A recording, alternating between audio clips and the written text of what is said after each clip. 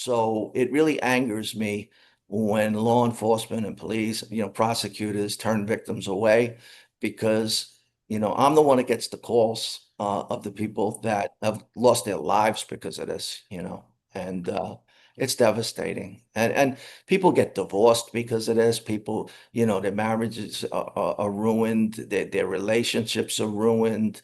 These cases are devastating to people's lives. Hello, and welcome to a conversation with Bob Nygaard. This is part of my interview series with skeptical activists, scientists, science communicators, and others for my Skeptical Inquirer online column. In this case, my guest's job is unique for the series.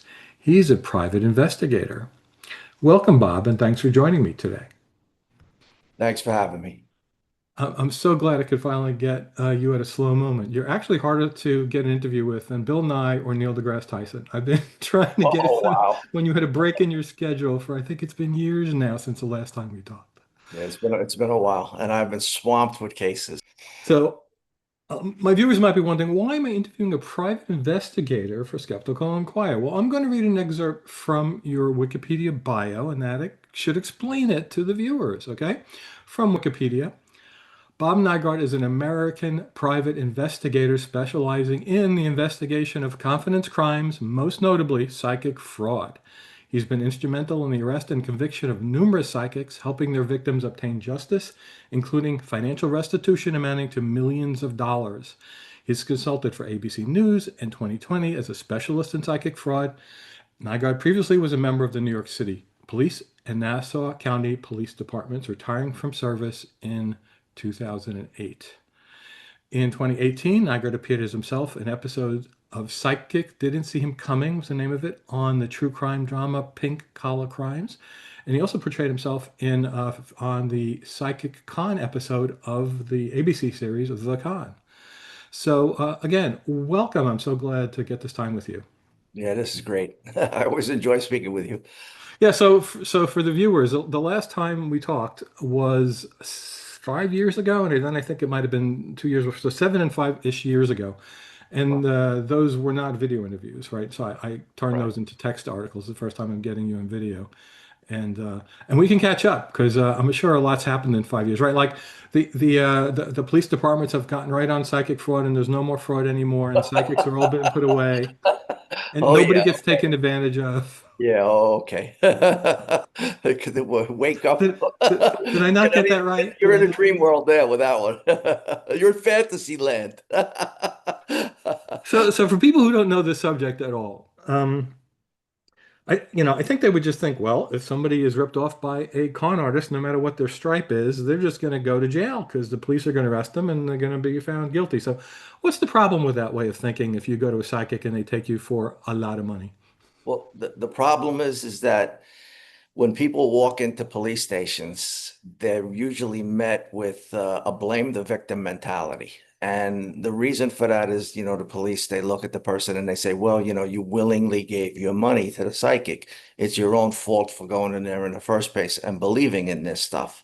So, like, I had a case one time where a young woman who was an attorney, I mean, we're talking intelligent people here, and a lot of times that are the victims of these frauds. But in any event, this NYPD cop, we called 911. He comes to the scene and he looks at me and he pulls me away from the victim. And he says, you know something? He goes, you might call her a victim. But you know something? Nobody put a gun to her head. It's her own fault for going in there and believing in this stuff in the first place. And I just looked at him and I shook my head and I was like, you're supposed to know better. You're a police officer. You're supposed to know that there's theft. It comes in many ways. There's theft by deception. There's theft by false promise. There's theft by false pretenses. If someone put a gun to someone's head, it would be a robbery. It would be a violent crime. This is different. This is theft. So to say someone willingly gave their money and therefore no crime has been committed is just an ignorant comment coming from law enforcement because they should know better. And, it would be like me saying to a Bernie Madoff victim, oh, you know what? You willingly gave your money to Bernie Madoff. So you know what? That's a civil matter. That's not a crime. It'd be preposterous if someone was to say that. But that's what happens when psychic fraud victims walk into police stations across this country on a regular basis. So my forte is having been an ex-cop, I have the ability to take that person, bring them back to the precinct and say, hey, you know something, when you turn this person away, you did it unjustly. And this is why. And then I go through it and I get into a big to do. And I usually have to talk to the desk officer, the sergeant, and then it goes to the detectives. And then I got to get in a fight with the detectives. And usually at the end of the day, though, justice prevails in that they take a report. At least they take a report. I can get the report done. And that's just the first step, of course, in the whole legal That's process. the first step. And then, I get the report at the station house, and then it gets sent to a detective who hasn't been talked to yet. And then that detective calls the victim and tells the victim it's a civil matter. This case isn't going anywhere. Now I have to, after I got the report, now I have to deal with the detective that got assigned, and then I got to talk to him or her and explain the whole thing all over again. And then hopefully if I have a willing detective, and a lot of times, now once I talk to them, I can get their cooperation. Now it goes to the prosecutor's office. And a lot of times prosecutors look at it and say, something, no, this is a civil matter. And they don't want to prosecute the crime. And sometimes that's just because they don't want to do something they've never done before. It's just human nature that, it's easier. The path of least resistance is to just drop back and punt because you've never done this and you're uncomfortable. You've done a million DWIs, you've prosecuted a million assaults, you've prosecuted the normal, regular crimes. I mean, you might never seen a psychic fraud case. So, instead of taking the time to look at it and research it and learn it, you just punt, and that's not I right. imagine some of them might be also thinking that they're not going to get a jury to convict the person, so why waste their time going to trial? Yeah, but that's ignorant because the thing is, I don't know of any psychic that ever took a case to trial and beat the case. All right. I tell prosecutors, I say, listen, you say it's so hard. I hear that all the time. Oh, these cases are so hard to prove. I said, how could I've had over 65 cases. How could I be 65 and 0 if it's so hard to prove? Okay. How come the cases that I've built and given to prosecutors, no one's ever lost? And so it's a misconception that it's difficult to prove. It's underselling underestimating the power of a jury to be able to look and see the truth. A jury, when you lay out to a jury from the start to the finish how the scam occurred, they just look at each other and they're like, wow, this person really got ripped off. It's like they come back in no time with, yeah, they got ripped off. This is a fraud. This is a scam. So, it really irks me when prosecutors make that comment, oh, well, this is very hard to prove. And I So, say, one thing I say, Rob, I tell them, I say, listen, do me a favor. Go online and type in the word, Google search psychic acquitted, and tell me if you can find a single case. And then put psychic convicted, and you'll see a lot of my cases there. And not all, some are not my cases, some are other cases too, but you'll see plenty of cases where psychic pleads guilty, psychic convicted. But show me, pull it up and show me a case where it says psychic acquitted. I'd like to see it. and for the viewers who think this might be a penny ante-crime, like tell them about some of the high dollar figures that you've been involved with the prosecution of. I mean, I had one case that I helped the Southern District of Florida. Prosecutors from the Southern District of Florida called me and said, "Hey, Bob, can we pick your brain because we have this big case?" It was a $25 million case. One woman had been defrauded of an estimated 17 million. She was a best-selling author, and people say, "Hey, Bob, how can one woman be defrauded of that, much money?" Well, one thing is she's a best-selling author, so she had a lot of money, but that being said, she had a series of miscarriages, trying to have a child, and then she ended up having a child, a little boy Sam, and Sam died when he was 8 years old in a tragic ATV motorcycle accident.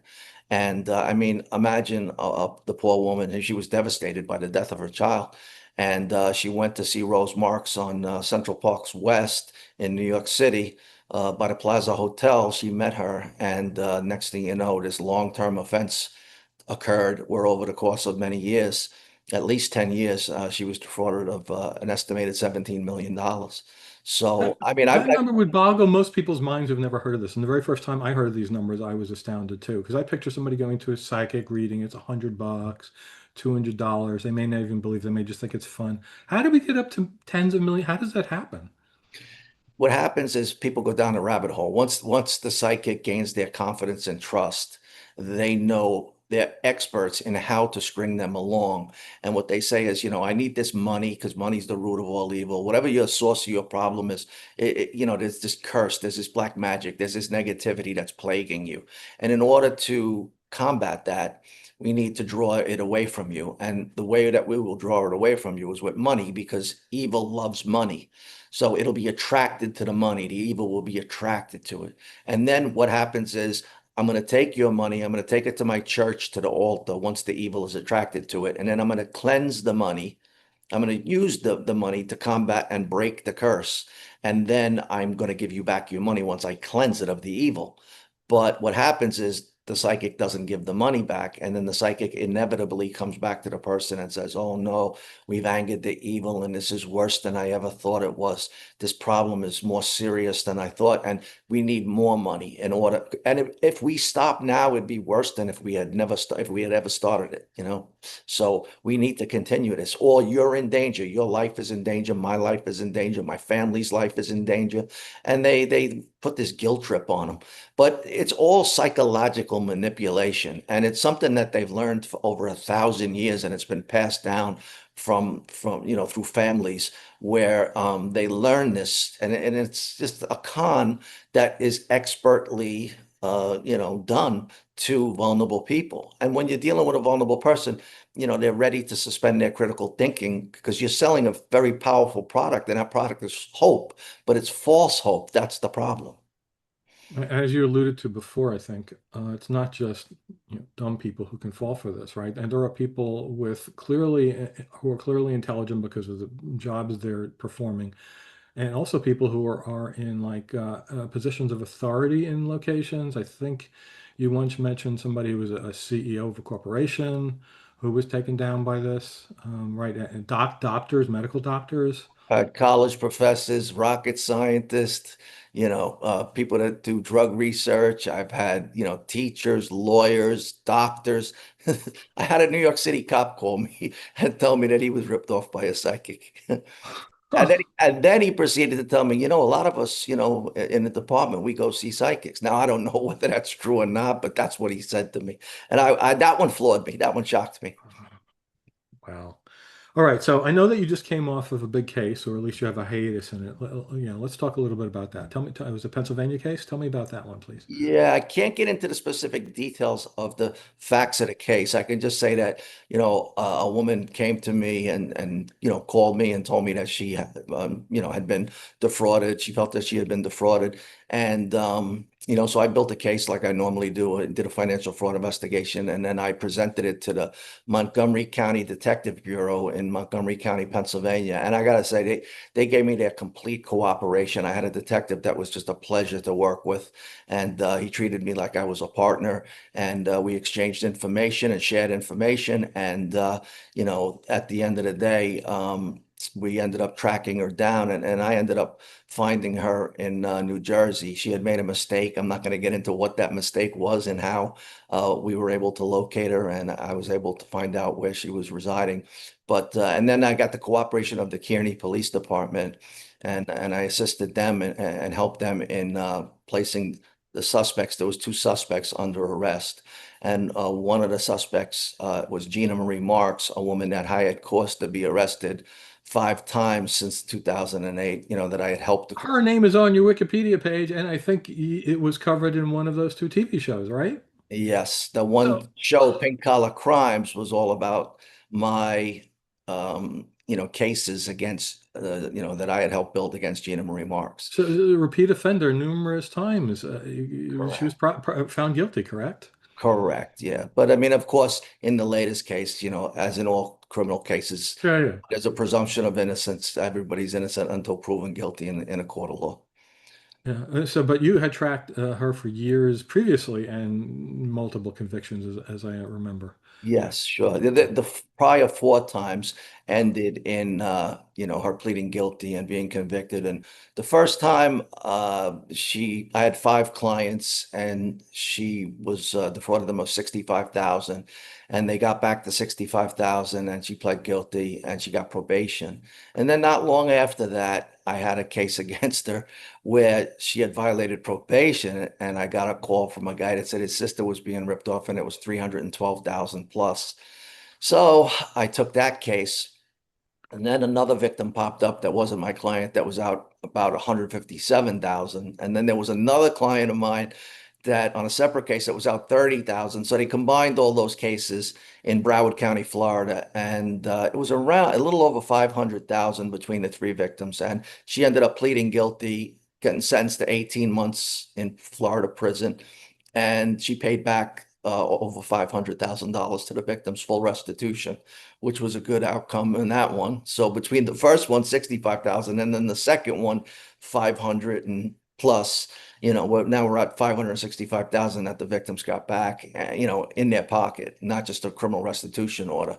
And then a few years later, a couple of years later, I don't know, maybe 5, 6 years, like about 2017. The first one, the victim came to me in 2008. I think she got arrested in 2009 on the $65,000 case. Then the next one was like 2010 was with the $500,000 case. And then in 2017, I had another case in Maryland because some woman calls me and says, "Hey, I got ripped off by this psychic named Natalie Miller in Maryland." And within a few minutes, I had figured out that this wasn't Natalie Miller. This was Gina Marie Marks again. So that one turned out with six victims, and the loss was around 340,000. She ended up pleading guilty. I think she thinks she paid back about a third of it. And she got sentenced to 6 years. But in Maryland, you only have to do one third of the sentence, according to the judge at the time he sentenced her, said that you're only going to have to do two. And he regretted that. I believe he said he regretted that. But, he gave six. And then so she got two. And then now I have this latest case. Yeah, this one is an allegation of 600,000. 600.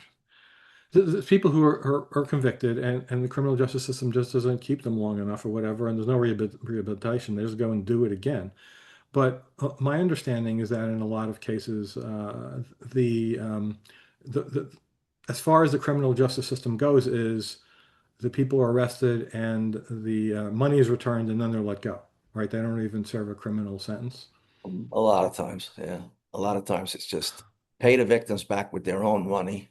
Because let's face it, when they pay in restitution back, say say you take 65,000, and then the end result is you have to pay the victims back 65,000 and get probation. Well, the 65,000, where do you think that came from? Usually it's the money that was stolen. I mean, not the exact same money, but it's the cost of doing business. If you're gonna only have to give back what you took, what you stole, where's the deterrent? And I think you even mentioned there in giving the dollar figure, she didn't give it all back. So is that because why? It's like not available to give Uh, back? no, well, in the one case, I remember I was when the sentencing was going on, and the defense attorney was speaking, and he was saying something about like, well, she had two businesses that she had started, and judge, if you put her in jail, then we have one third of the money for the victims, but if you put her in jail and the victims aren't going to see the rest of their money, so it would really behoove you to keep her out so she could run her businesses, and then the victims can get made whole. And the judge looked and said, I'm not having, I'm paraphrasing, but I'm not having any of that. This has to stop someplace. And he said, no, no, well, the one third, whatever, whether she, I'm going to put her in prison. I'm going to give her six years. Wow. So, yeah, I've written on this subject besides interviewing you for Skeptical Inquirer. I've written articles, I've talked about it at conferences about what's the harm in believing in psychics. Because, frankly, most psychics, street corner psychics, with a little shop on the corner in your neighborhood aren't going to rip people off for their life savings. But my problem is if becomes, and it is, just a common belief that people have these powers, it makes people who are susceptible to being manipulated to lose their life savings. It's much worse than that. Okay, it's not just money. I had a case where a young woman called me up and I spoke with her. She was really scared. I mean, she sounded petrified and she was really scared that the psychic had these powers and could harm her and could harm her family. And I could tell that it was a chore just for her calling me, thinking that, well, the psychic is going to know. And now she's putting her family in jeopardy. And I tried to calm her fears the best I could. But and I spoke to her extensively.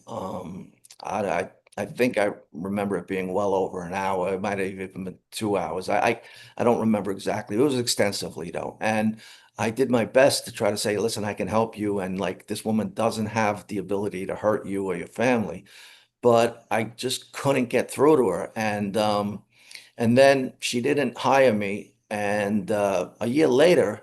I got a call. It was about a year later. I was in like around Thanksgiving time. I got a call from a man and he said, listen, Bob, I want to thank you for being so nice to my daughter. And I said, oh, well, what do you mean? And he said, well, I see what you emailed to her. And after the conversation that I had with her, because, she was so despondent, I had sent her an email saying, listen, don't be too hard on yourself. Please, the first thing you need to do is be kind to yourself and give yourself a break. And, so, I sent this email and so the father was recounting it and I could tell he was reading it, and he said, my wife and I are so appreciative. And I said, well, sir, I can't confirm or deny, it sounds like you're reading something that I wrote, but I'm a private investigator and I wouldn't be able to confirm or deny whether I ever spoke with your daughter or not, or emailed with your daughter. I would need her to contact me in order for me to be able to talk to you about this. And he said, well, Bob, that's impossible because my daughter killed herself. And my wife and I think it's because of the psychic. And this girl was she was in her 20s. And we're talking, it was only like, 50,000 maybe. And, and then Yeah, if that could have been her life savings. Yeah, like when we're Yeah, talking about when hundreds you're in of your thousands. 20s and it's 50,000. Yeah, Yeah. exactly. And then like about 4 days, 5 days later, I got an email from a woman and she said, hey Bob, my sister killed herself. And I had never spoken to that woman, but she, I spoke with the mother and she was all broken up, and this young girl was in her early 30s, and she had given a lot of money to the psychic, but she left a suicide note, and I read the suicide note, and it talked all about it read like a psychic fraud case. It was just everything that you would see when I interview a victim, and she said, it was just heartbreaking, and so it really angers me when law enforcement and police, prosecutors turn victims away because, I'm the one that gets the calls of the people that have lost their lives because of this, and it's devastating. And people get divorced because of this. People, their marriages are ruined, their relationships are ruined. These cases are devastating to people's lives. People pull away from their families and they don't talk to their family anymore because one of the first things the psychic does, usually a hallmark of the case, is they isolate the victim from friends and family.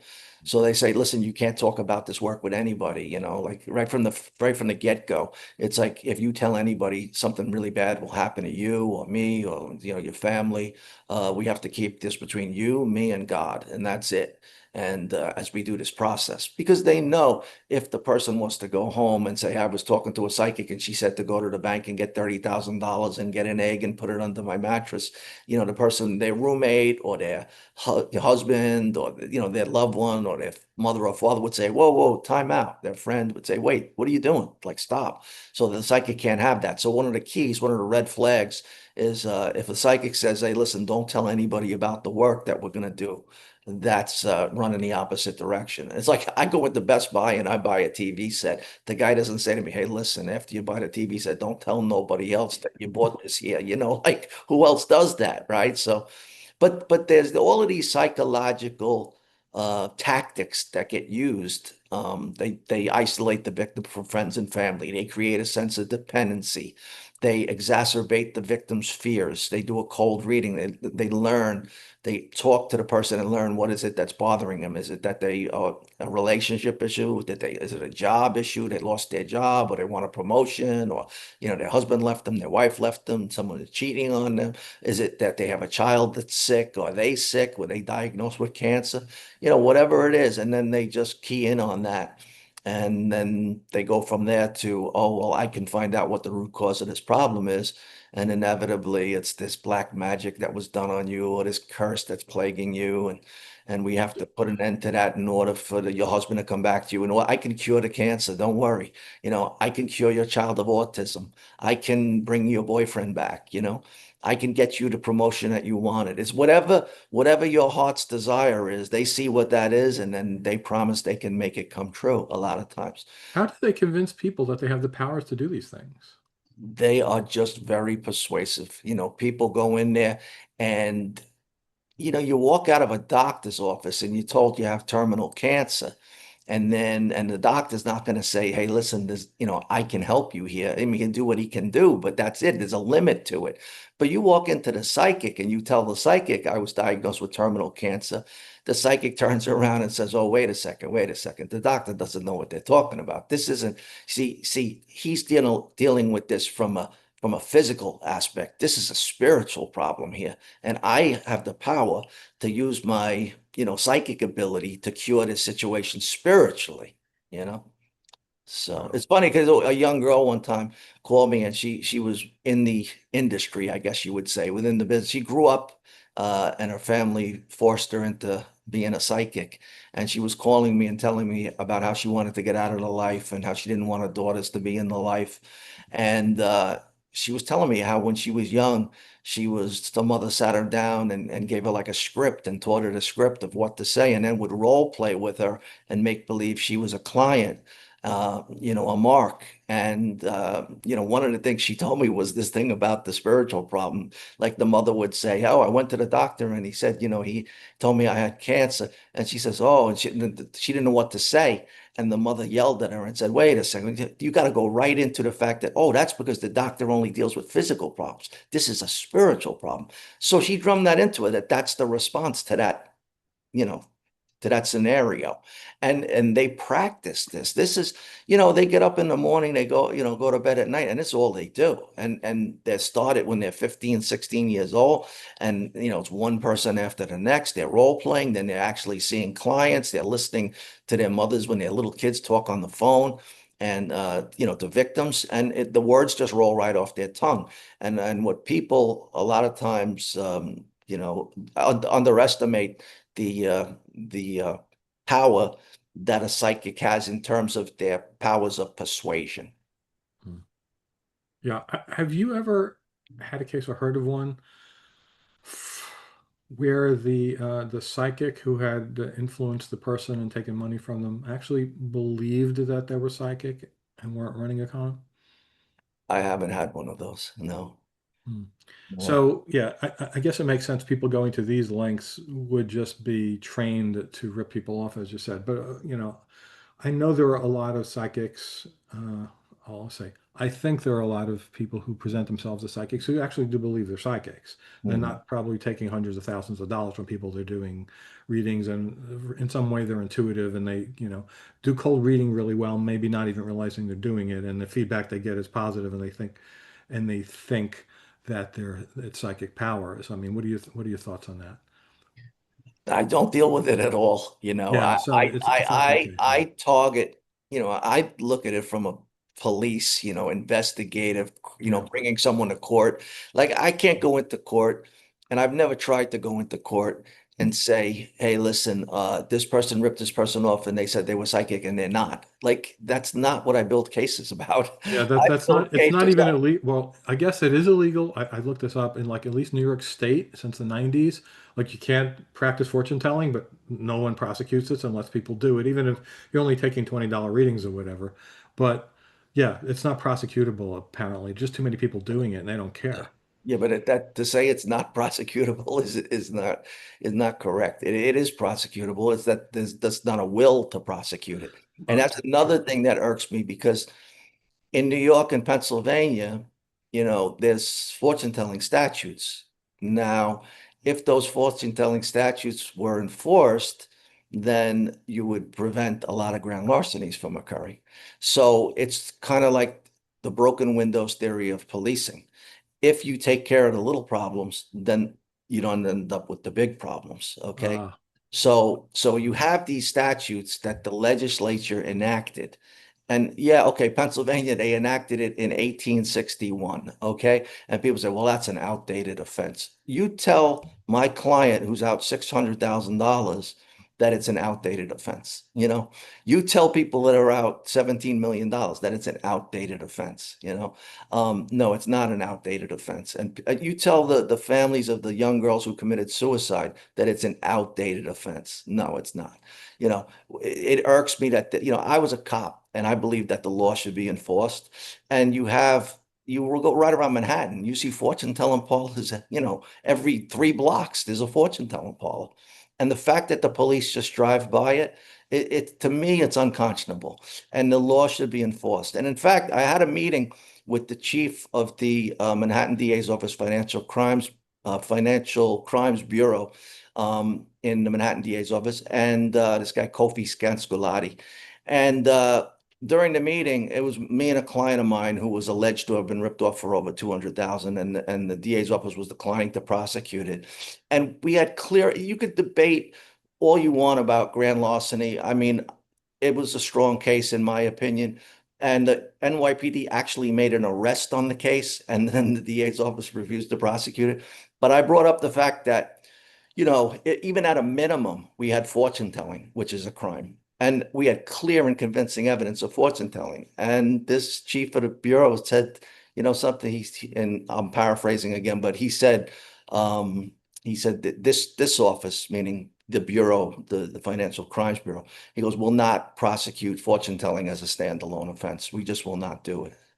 And I said, what gives you the right? He said, you have prosecutorial discretion. There is no question you have that. But that's when you look at individual cases and you decide whether you feel there's enough evidence or not, to proceed in that individual case. But who are you to abdicate your sworn oath to enforce the law and just go through the penal law and decide which laws you don't want to enforce, that you're going to right, write right. I'm down. not going to force anyone who breaks this law, anyone at Right, all. Right. exactly. The legislator enacted it. The governor signs it into law. You take a sworn oath to enforce that law.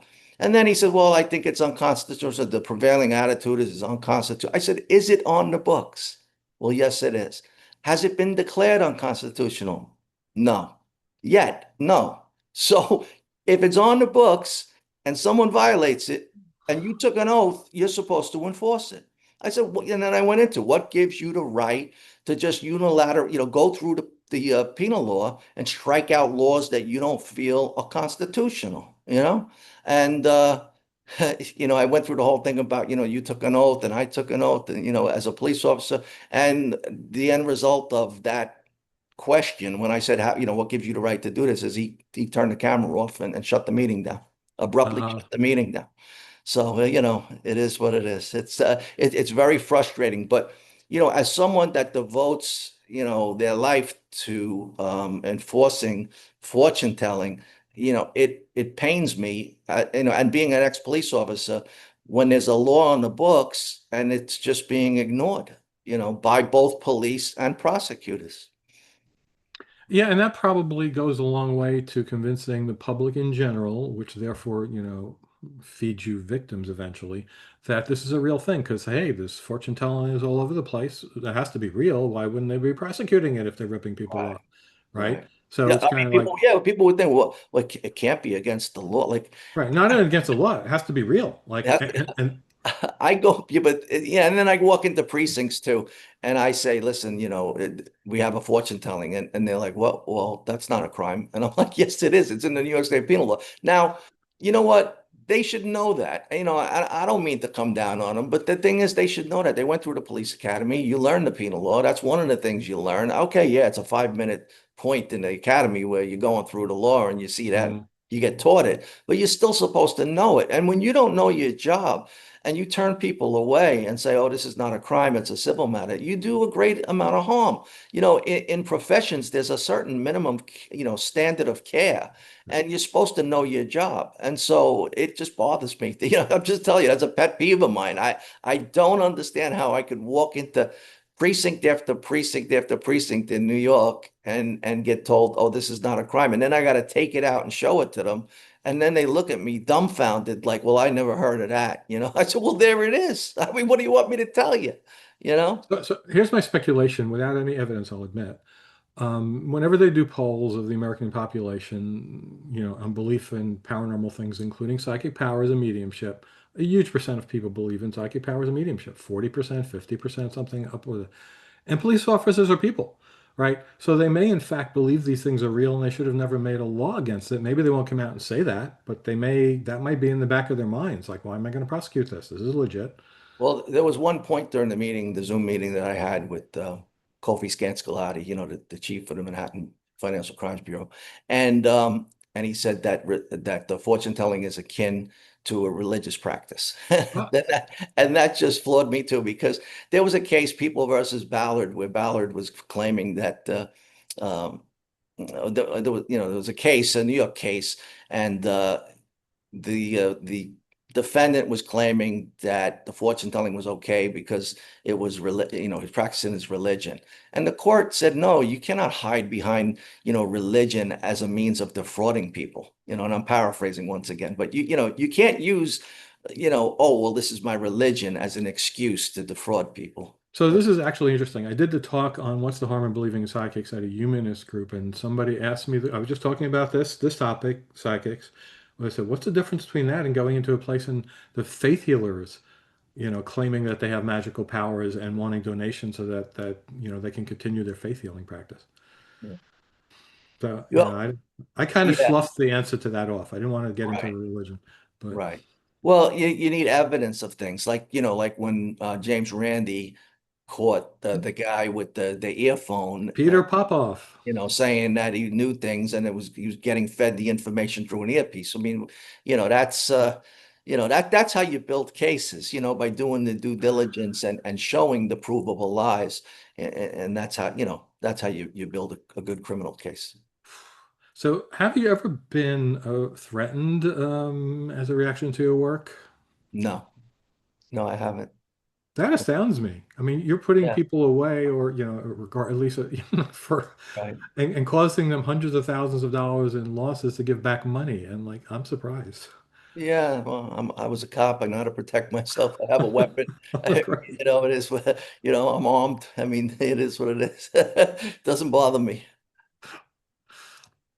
So, how often are people's religious beliefs used against them? People who do believe in faith healing and things like that. And, my opinion on it is if you believe in life after death and a soul, then you're one step closer to believing someone saying that they've contacted that person because they're a medium and have all these magical powers. And I guess my question in that regard is, yeah, uh, I presume just because of the population, you have most people who are religious, who are the people being defrauded by these people, taking advantage of their sort of supernatural paranormal beliefs. Have you ever had a client who had none of that? They were confirmed atheists. They didn't believe in anything paranormal either, and yet they were also taken advantage of. Yes, I did. Want to Yes, I tell did. me about that one?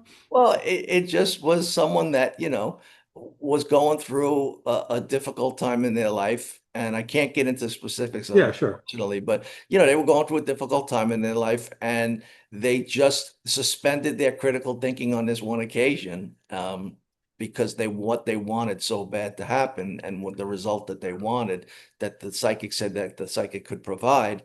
So, even though they had firm beliefs, sometimes people suspend those beliefs. Yeah, That's the they were answer. vulnerable, and I guess it just means that anyone is vulnerable if it's the right person taking advantage of you under the right circumstances. Yeah, I mean, I would imagine, just as an example, maybe, say an atheist walked into a doctor and was diagnosed with terminal cancer and walked out and was really reeling from that.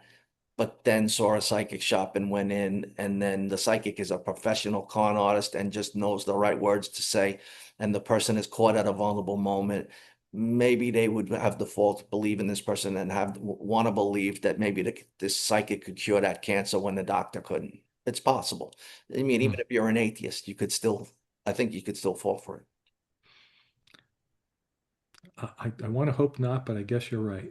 Yeah, no, you're underestimating the vulnerability aspect, and you're also underestimating the power of persuasion on the part of the con artist. And how good these people are. Yeah. And we're talking thousands of years that, where this has been developed, this technique, and you take a vulnerable person and they walk into this situation, and these words are words that work. They're proven to work. And we're human beings. We're not robots, okay? So I don't care whether you're religious, you're atheist, whatever you are. There's times in life where you're vulnerable. And if you run into a professional con artist, you are susceptible. I want to ask you one more question regarding the efforts of the skeptical community. There are people who have, as you mentioned, James Randi, bus psychics, people claiming to have these powers. The current person doing that most publicly is Susan Gerbic. I know you met her, Yes. right? And she now has a channel on YouTube called Psychics Explained, where she shows psychic readings that are being done on YouTube, and she explains the cold reading or the hot reading that's going on there. And she has done famous stings, well, I'll say stings against famous psychics and mediums, mostly mediums. Chip Coffey, Matt Fraser, and other people. And some of those got a lot of notability. They're written up in the New York Times and whatever. And very distressingly, um, it doesn't seem to help, right? Like one example is the psychic medium who was talked about in the New York Times and shown to be reading faked Facebook profiles from the stage doing a reading as opposed to real information from dead people. Uh, the next year got to be the house show at Caesar's Palace. I mean, it's like they don't care. The people in charge of these things make money from it and they don't care. They'll put them on TV shows. That person had two TV shows. It's just, it doesn't matter. So, what are your thoughts on all that kind of stuff? Oh, that's a tough one. I have such a unique niche in the type of psychics that I, investigate. So I don't get into the whole medium thing and like, hey, I can talk to your dead grandfather or grandmother or parent or loved one or child or like, I don't deal with that at all. So it's not something that I can really comment on. Um, I just deal with cases that very clinically from when someone calls me and I do a really in-depth interview of them and I see the provable lies and the theft. And I really look at the theft by false pretenses, theft by false promise, and whether in my interview of the victim, I believe that I have what I need to prove that. So, if someone just says, hey, listen, I'm talking to your dead husband. I have no way of being able to show whether that's true or not. So I don't even get into that. And if Yeah, some I and if guess I'm someone wants, asking, do you think it's a waste of time for, I mean, these things to be done where it's clearly showing the people are making it up, the famous psychics. I don't think it's a waste of time in that educating the public is always a positive thing. I think, knowledge is powerful and people can use it however they want. And just, I wouldn't get discouraged just because, a majority of people, that these people are on TV and they continue to get, shows on TV and whatnot. I wouldn't let that prevent me from, showing. If I could show, in other words, like Randy, if he could show that the guy has an earpiece in his ear, and then what? If you stopped, then you would have never found that, and then people wouldn't have benefited from that. So, I think not doing it is having a defeatist attitude. I think it's important to continue to search for the truth in those situations and see if you can uncover something that's going on. If there's something fugazi going on. Yeah, and it might convince people who are on the fence to believe these things at all. If they see, oh, one of the most famous people who makes a living doing this is a fraud, maybe I won't go to the psychic next door. Yeah, I mean, Houdini spent a lot of time trying to do that very thing, and I think it was a worthwhile endeavor. But I think he went to Congress and he was trying to get like laws enacted and they shot him down, I Oh, mean, I did not know that. Yeah, yeah, I probably because believe, they I believed think in he it. went to a hearing. I think he went to a congressional hearing and it didn't turn out well for him. Uh, all right, so I think we'll have to end it there. Please tell the audience best way to find your work. I guess they can start by looking at your Wikipedia article for one. Sure, yeah. You just Google my name, Bob Nygaard with two A's, Nygaard. And usually what'll pop up on the first page is the Wikipedia and also X. And my phone number is on there on the X page, and they can contact me through Right. through that. So, any parting words to those still think psychics might be real and it's okay to go to psychics and take your chances? You're going down a slippery slope. You have to be very careful and very cautious. And there's a lot of warning signs, a lot of red flags. Don't make decisions when you're in a vulnerable time in your life. Anybody will tell you that. Don't make big decisions when something dramatic happens in your life. Take a time out and take a little time and distance of safety. Take some time and some distance from whatever situation is bothering you. And don't just go trusting in someone that throws up a neon sign. You would not go to a doctor if he didn't go to medical school and have a certificate on the wall saying that he completed medical school. You wouldn't go to a lawyer and let him handle your case if he didn't have a degree and something on the wall saying he went to law school. But yet, why would you walk in and trust such important issues in your life to someone whose whole claim to fame is they have a neon sign hanging on a storefront? Like it doesn't make sense. So, I understand why, because you just came across a situation that just sent you reeling and you see this and it's a form of hope. And, but just be careful when you're chasing that hope and realize that, in other situations in your life, you would never reach out to people that weren't qualified. You wouldn't have some guy come over your house and trip fix your plumbing that you didn't know he was an actual plumber, or an electrician. Or Like if you did, you might really regret it you later. might really regret it later. Yeah. So, Right. there is no, qualification here. There is no, it's just self-proclaimed. And so you have to be extremely careful when dealing with self-proclaimed people. That's, my biggest advice. And then, realize that if someone says you can't talk about this with anyone, this has to remain between you and I. Big red flag. Big red flag. And then when they start charging you money and there's an escalation of fees, you start off with $100 reading, and the next thing you know, well, I need $800 for crystals and candles because I need to do deeper research. And then all of a sudden, oh, I see that there's this curse. I need you to get 30,000 and put it under your mattress. We just went from $100 reading to $800 for crystals and candles to now $30,000. You see an escalation of fees starting to go on, red flag, you know. So these are all things that jump out at me when I'm looking at a case, and should jump out at people. But it's easy. It's so easy for me to sit here right now and point out these red flags. But when you just walked out of that doctor's office, you're not thinking straight. When you just found out your husband or wife was cheating on you, you are not thinking straight. And that's what people fail to realize. That's why, it's an atheist. Anybody can fall for it. When you're dealing with a professional con artist and you're reeling from something that just happened in your life and you're searching for that hope, and they're all more than willing to give it to you. All right. Thank you again. Wise words there. And yeah, people send this to anybody who you know in your family who may be susceptible, which may be everybody, but anyone you know is particularly vulnerable, may be talking about going to a psychic, please. All right. Thanks again, Bob, for joining me today. Thank you so much for having me. It's a pleasure.